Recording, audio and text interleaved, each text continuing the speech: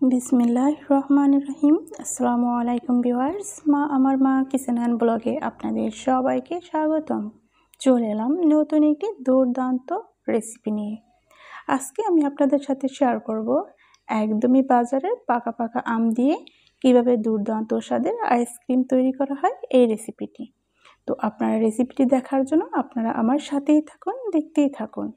Viewers, ভিডিওটি দেখার শুরুতে অবশ্যই একটি লাইক দিয়ে ভিডিওটি কন্টিনিউ করবেন। একদমই ভিডিও টেনে টেনে দেখবেন না। তো ভিউয়ার্স, এখানে দেখতেই পাচ্ছেন আমি কিছু আম নিয়েছি, এগুলোকে আমি ধুয়ে পরিষ্কার করে নিয়েছি। এখন আমি এগুলোকে এই যে দেখতেই পাচ্ছেন বোটাটা কেটে আমি খোসাটা ছাড়িয়ে নেব। ভিউয়ার্স, এই গরমে কিন্তু এরকম ঠান্ডা ঠান্ডা দুর্দান্ত স্বাদের আইসক্রিম খুবই ভালো লাগে, আর সেটা যদি হয় স্বাস্থ্যসম্মত তাহলে তো আর কথাই নেই। অনেক সময় দেখা যায় যে বাচ্চারা আইসক্রিমের জন্য খুব একটা বেশি বায়না করে থাকে। সেক্ষেত্রে আমরা যদি এরকম ফ্রুটস দিয়ে খুব সুন্দর করে আইসক্রিম তৈরি করে দিতে পারি, তাহলে আর বাইরের কেমিক্যালযুক্ত এই আইসক্রিম কিনে দিতে হবে না। ভিউয়ার্স, এর জন্য আমি প্রথমে দেখতেই পাচ্ছেন কিছু পাকা আম নিয়েছি, এগুলোকে সুন্দর করে আমি সাইড দিয়ে কেটে নিয়েছি। এখন আমি এগুলোকে কিউব করে কেটে এগুলোকে আমি বাটিতে তুলে নেব।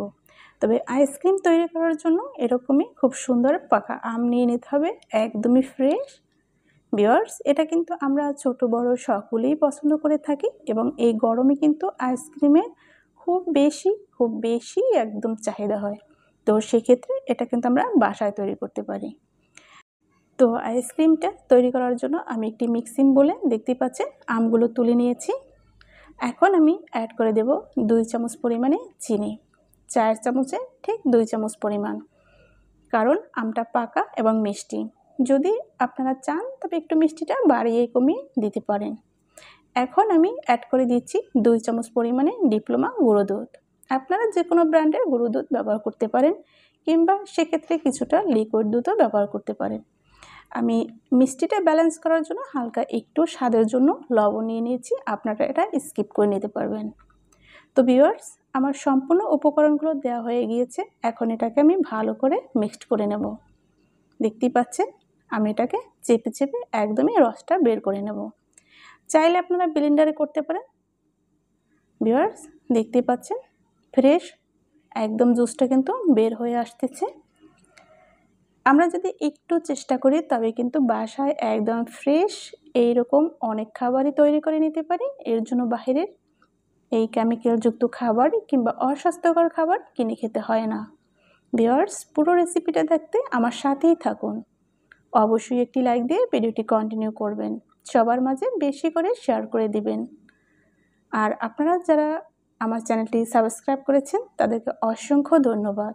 যারা এখনও সাবস্ক্রাইব করেননি কিন্তু ভিডিও দেখছেন, অবশ্যই চ্যানেলটি সাবস্ক্রাইব করে আমার সাথেই থাকুন, আমার এই ইউটিউব পরিবারের সাথেই থাকুন।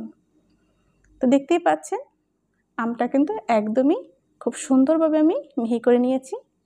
এখন আমি একটি ছাঁকনির মাধ্যমে এটাকে সেকে ফ্রেশ একটা আমি জুস নিয়ে নেব। তো এর জন্য আমি দেখতে পাচ্ছেন একটা ছাঁকনি নিয়েছি। এখন আমি এই যে পেস্ট করা আমগুলো দিয়ে দিচ্ছি। এটাকে আমি ভালো করে সেকে নেব যাতে কোনো রকমের আঁশ না থাকে।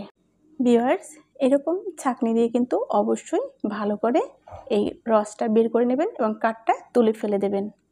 তাতে কিন্তু আইসক্রিমটা যেমন মসৃণ হবে তেমনি কিন্তু খেতেও অনেক ভালো লাগবে। ভিউয়ার্স, জানি না আপনাদের কার কাছে কেমন লাগবে, তবে অবশ্যই কিন্তু কমেন্টের মাধ্যমে জানাবেন আপনাদের কাছে এই আইসক্রিমের রেসিপিটা কেমন লাগছে। যদি আপনারা দেখে এতটুকু শিখে থাকেন বা এতটুকু উপকৃত হয়ে থাকেন তাহলেই আমার সার্থকতা এই ভিডিওর। তো দেখতেই পাচ্ছেন এই যে আমের কিন্তু একটা কাঠ বের হয়ে গেছে। এই যে আমি এই আঁশগুলো তুলে ফেলে দেব।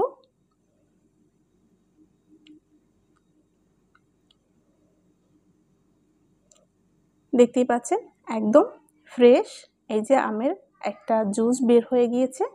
ভিউয়ার্স, এরকম সামান্য উপকরণ দিয়ে স্বল্প সময়ে যদি ফ্রেশ একটা জিনিস তৈরি করে নেওয়া যায় তবে খারাপ কিসে। দেখতেই পাচ্ছেন কতটা ঘনত্ব আমি রেখেছি, ঠিক এরকমই ঘনত্বটা আপনারা রাখবেন। এখানে আমি আইসক্রিমের একটি বক্স নিয়ে নিয়েছি। আপনারা কিন্তু যে কোনো শেপে এটা তৈরি করে নিতে পারেন। তো এখন আমি এই যে আমের জুসটা বক্সের মধ্যে আমি দিয়ে দেব। ভিউয়ার্স, এটা অতিরিক্ত পাতলা করবেন না, আবার অনেক বেশি ঘনত্ব দিবেন না, তাহলে কিন্তু স্বাদটা ওরকম লাগবে না। ঠিক মিডিয়াম পজিশনে রাখবেন, তাহলে কিন্তু খুবই স্বাদ হবে। দেখতে পাচ্ছেন পুরো আমের জুসটা কিন্তু আমি দিয়ে দিয়েছি। এখন আমি এই প্রত্যেকটা বক্সের কোঠার ভিতরে আমি একটি করে কাঠি দিয়ে দেব। ভিউয়ার্স, এই কাঠিগুলো কিন্তু আমি যখন আইসক্রিম বাজার থেকে কিনে খেতাম ওগুলো রেখে দিয়েছি ভালো করে ধুয়ে পরিষ্কার করে। ভিউয়ার্স, একটি কাঠির চুবি আমি দেখিয়ে দিচ্ছি ঘনত্বটা ঠিক কীরকম, তো দেখে বুঝতে পারছেন ঘনত্বটা কেমন।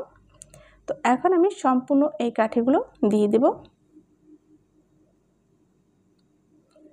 ভিউয়ার্স, এখনই কিন্তু দেখা যাচ্ছে কতটা সুন্দর এবং কতটা ইয়ামি হবে, আপনারা বুঝতেই পারছেন।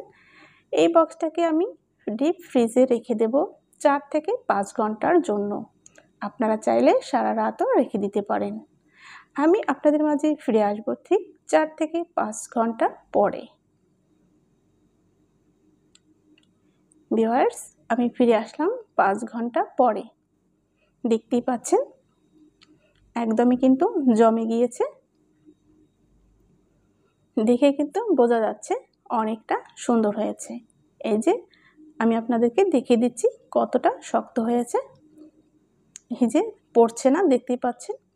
ভিউয়ার্স, এটা পানির ভিতরে আপনারা কিছুক্ষণ সময় রাখতে পারেন, তারপর এগুলোকে তুলে নিতে পারেন। কিন্তু যেহেতু বেশি গরম তার আর প্রয়োজন হয়নি, এমনিতে একটু নরম হয়ে গিয়েছে, তাই আমি তুলে নিয়েছি। দেখতেই পাচ্ছেন ভিউয়ার্স, খেতেও যেমন দুর্দান্ত হবে ইনশাল্লাহ, দেখতেও কিন্তু অনেকটা ইয়ামি লাগছে। জানি না আপনাদের কাছে কেমন লাগবে, তো আপনাদের কাছে কেমন লাগলো অবশ্যই জানাবেন। আপনারা অনেক সময় অনেকেই অল্প কথায় প্রকাশ করেন, তাতেও যেমন আমি খুশি, যদি আপনারা খুব সুন্দর করে প্রকাশ করেন তাতেও খুশি। তবে ভিউয়ার্স, ভিডিওটা না কেটে না টেনে সম্পূর্ণ দেখবেন। আপনাদের উপর আমার এই বিশ্বাসটুকু রইল, অবশ্যই আপনারা ভিডিওটা ফুল ওয়াচ করবেন। যেমন একটা দুর্দান্ত রেসিপি শিখতে পারবেন, তেমনি কিন্তু আপনাদের পরিবারে এটা অ্যাপ্লাই করতে পারবেন। আশা করি সবার প্রশংসা পাবেন। তো আজকের রেসিপিটা কেমন হলো জানিয়ে যাবেন। অবশ্যই একটি লাইক দিয়ে চ্যানেলটি সাবস্ক্রাইব করে আমার সাথেই থাকবেন। সবার মাঝে বেশি বেশি করে শেয়ার করে দেবেন। ভিউয়ার্স, কতটা সুন্দর লাগছে, ফাইনাল লুকটা কিন্তু আপনারা দেখে নিলেন। তো আজ এ পর্যন্ত বিদায় নিচ্ছি, দেখা হবে আগামীতে। আল্লাহ হাফেজ। আসসালামু আলাইকুম ওয়া রাহমাতুল্লাহি ওয়া বারাকাতুহু।